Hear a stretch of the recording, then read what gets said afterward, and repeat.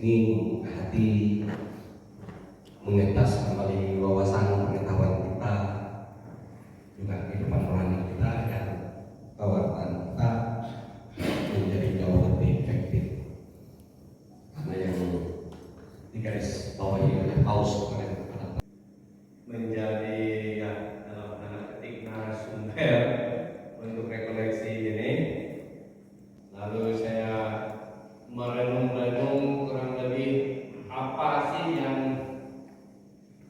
bisa kita lihat dalam situasi hidup kita sebagai sang gembala hari ini. Saya nanti mencoba mengupas pertama-tama itu perkembangan pengetahuan dan teknologi, kemudian setelah itu melihat krisis global, lalu setelah itu apa harapan gereja bagi sang gembala di tengah perkembangan pengetahuan teknologi dan krisis global itu, dan kita melihat juga nanti Kristus sebagai sang gembala dalam sejarah atau konteksnya zaman dulu itu, apa fungsi dan perannya sehingga dia bisa menjawab segala tantangan zamannya. Kita melihat bahwa ilmu pengetahuan dan teknologi membawa perkembangan yang luar biasa sekali. Yang pertama itu membawa persaingan global. Tantangan muncul dengan cepat di era globalisasi yang berkaitan dengan perkembangan pengetahuan dan teknologi. Kita tidak mampu mengikuti perkembangan teknologi dari hari ke hari itu. Luar biasa sekali. Contoh kecil saja alat komunikasi yang kita punya, HP itu. Setiap hari ada di mana alatnya? Rupanya itulah interaksi sosial, permainan itu sudah menggunakan alat yang canggih. Tapi banyak orang tua umat kita hari ini, mereka tidak menyadari barang itu, supaya mendidik anak mereka mulai usia dini menggunakan teknologi yang canggih tadi. Menyenangkan. Saya selalu bilang dengan orang tua itu, lebih bagus anak kamu menangis saat dia kecil ini daripada nanti kamu akan menangis setelah dia menjadi dewasa. Jadi memang harus terus-menerus maju, berkelanjutan, berkesinambungan, dan kita tidak bisa untuk menghentikan ini. Jadi edukasi teknologi itu harus berkelanjutan untuk menghadapi perkembangan yang besar. Yang penting, yang utama adalah kita menggunakan teknologi itu untuk pewartaan karya keselamatan Tuhan. Maka seperti saya katakan tadi, kita gunakanlah teknologi yang berkembang dengan pesat itu untuk mengupdatekan tugas pewartaan pelayanan kita supaya benar-benar tepat sasaran. Kita bersama-sama berpikir untuk langkah ke depannya sebagai sang gembala, bagaimana menjawab persoalan situasi keadaan yang hari ini ada di sekitar kita. Kita perlu terbuka terhadap perubahan. Kita tidak bisa menutup diri atas perubahan. Perubahan itu sebuah keniscayaan. Seorang gembala harus mampu menggunakan teknologi dan media sosial dengan bijak untuk berkomunikasi dengan umat. Makan bersama para pastor yang mengikuti rekoleksi para imam Sekestupan Sanggau. Tadi kita sudah menyelesaikan sesi 1 dengan pemateri adalah Pak Pikjen, Pastor Rekadus Riyadi. Dan sekarang kita acara makan malam bersama di paroki Selamat malam para katedral. pemirsa bersama para pastor sekuskupan Sanggau yang hari ini rekoleksi bersama. Saat ini lagi makan bersama dan rekreasi bersama. Beginilah wajah-wajah para pastor yang bekerja di Kuskupan Sanggau. Ya, Pengen ini juga masuk ke sini nih Father rasanya. Baru kali ini rasanya Hernimus masuk ke Latumaing konten yang dan, ini. dan ini merupakan Father Yosi.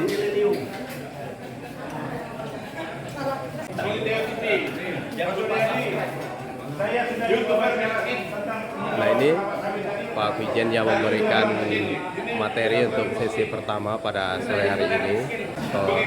Ricardo Sriadi.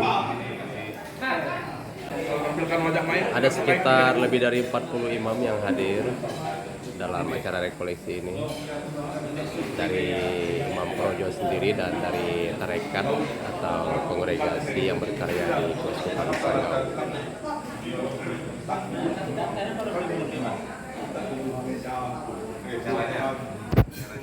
Setelah selesai makan malam dilanjutkan dengan acara rekreasi bersama. Di sana ada Paus Group masih bersantap dengan Senior Balen. Suasana gelap di seberang sana, gereja katedral.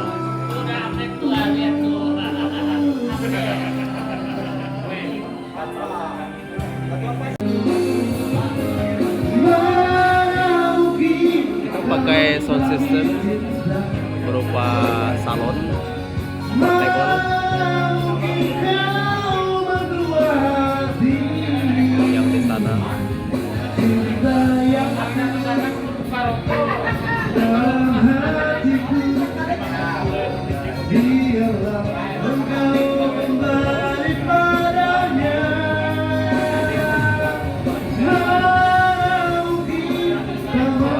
Malam rekreasi yang sangat indah ini.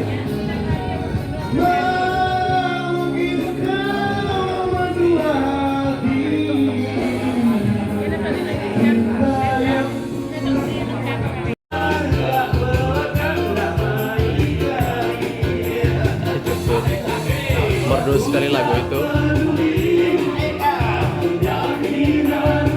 Lagu ini bagus.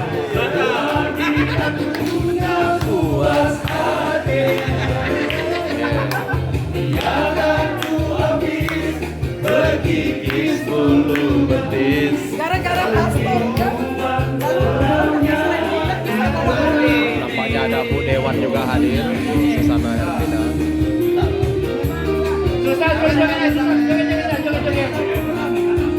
Nilai kami berdua. Sanggau. Berapa nilainya?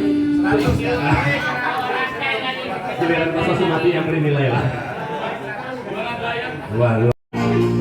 Masih dengan lagu-lagu terfavorit Ya, masyarakat dengan pastor untuk mengisi acara rekreasi pada malam hari ini di Kompleks Katedral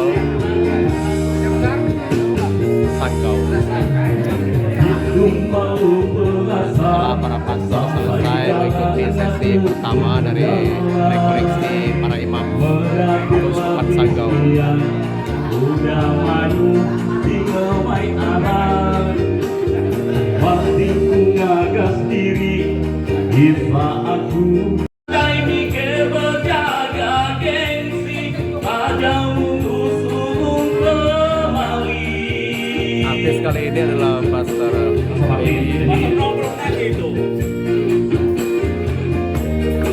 Udah sempat tak berpikir sayang Ali berawak dekat. Udah sempat isi peluang sayang Ali nadai senantang. Jauh langkahnya berantanyu, ngai berkali geluh batu. Gelap badan depan tenang, hujan tuai nai lagu-lagu. Ini bertepatan dengan ulang tahun Pastor Prince, Pastor Paroki Kesadamai.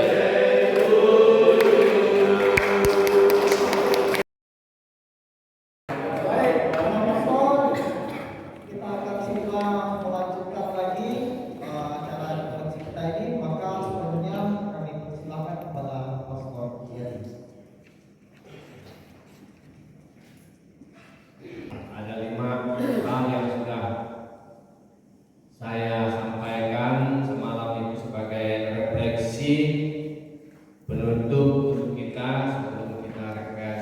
dan tidur.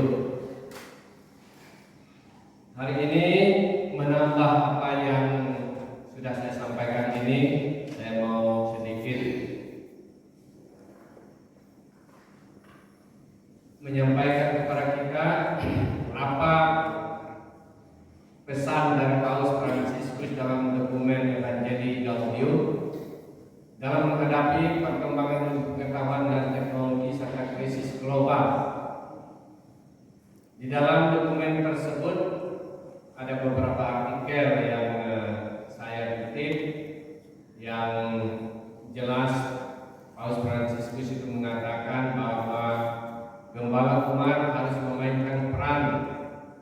Yang pertama itu mewartakan Injil dengan semangat baru. Artikel nomor 11 itu dia mengatakan, saya berharap bahwa semua komunitas akan merasakan kebutuhan mendesak untuk mewartakan Injil dengan semangat baru, agar semua orang dapat mengalami kehadiran hidup Yesus Kristus dan kekuatannya yang menyelamatkan. Mengapa harus demikian? Karena memang dunia hari ini seperti kita lihat kemarin itu mengalami krisis spiritual dan krisis moral. Agama itu sudah banyak disingkirkan orang. Daratan Eropa itu gereja-gereja sudah kosong. Yang pergi ke gereja yang bau tanah saja lagi. Yang muda-muda mereka entah pergi kemana.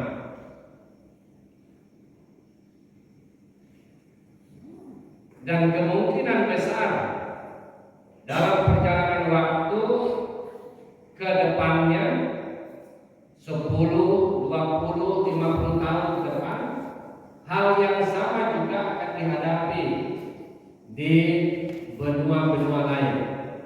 Paus meminta sang gembala itu menjadi teladan dalam hidup rohani.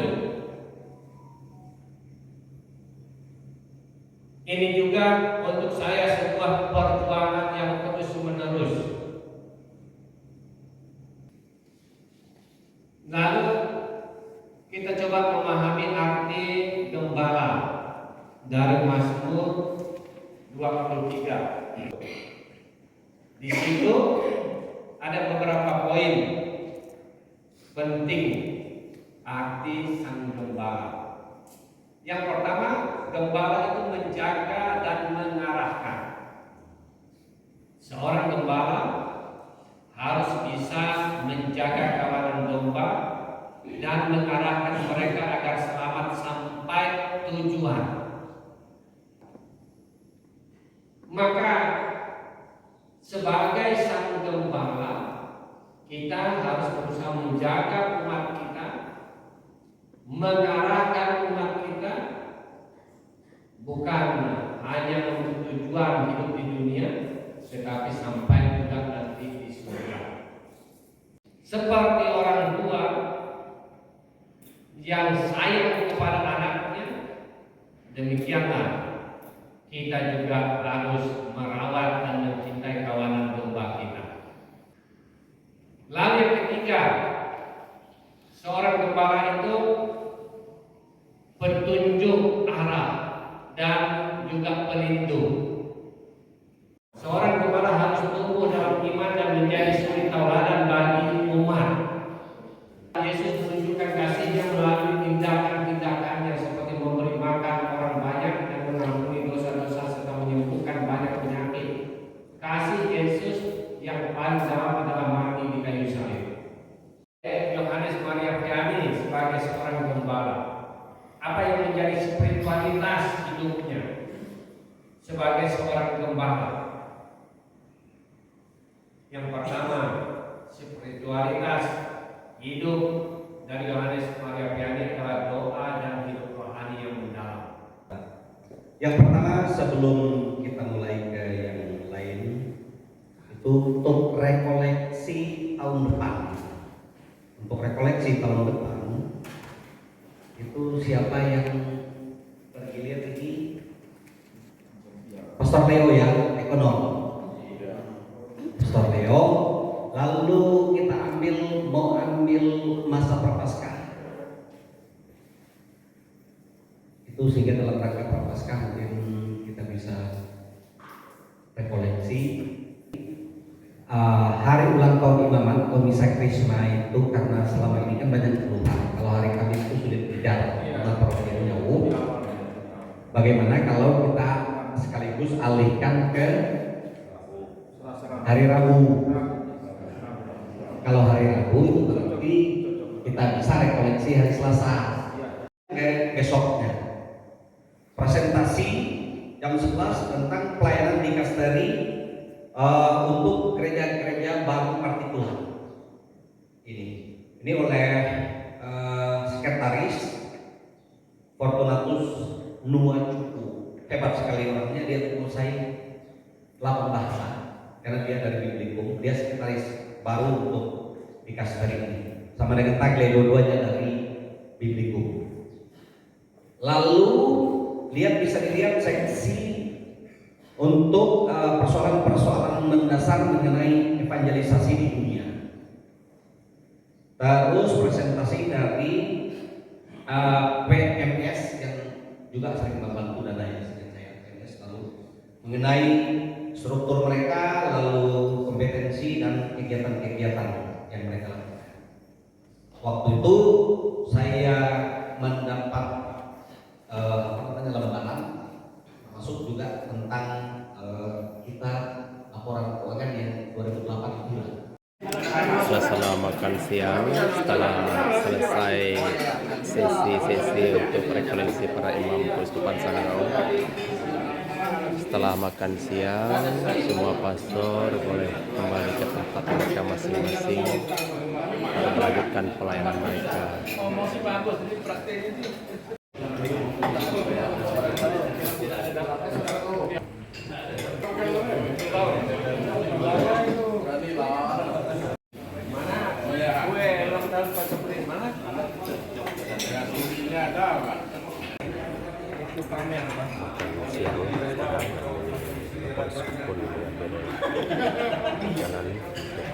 Santap siang setelah selesai acara rekoleksi para pastor Keuskupan Sanggau.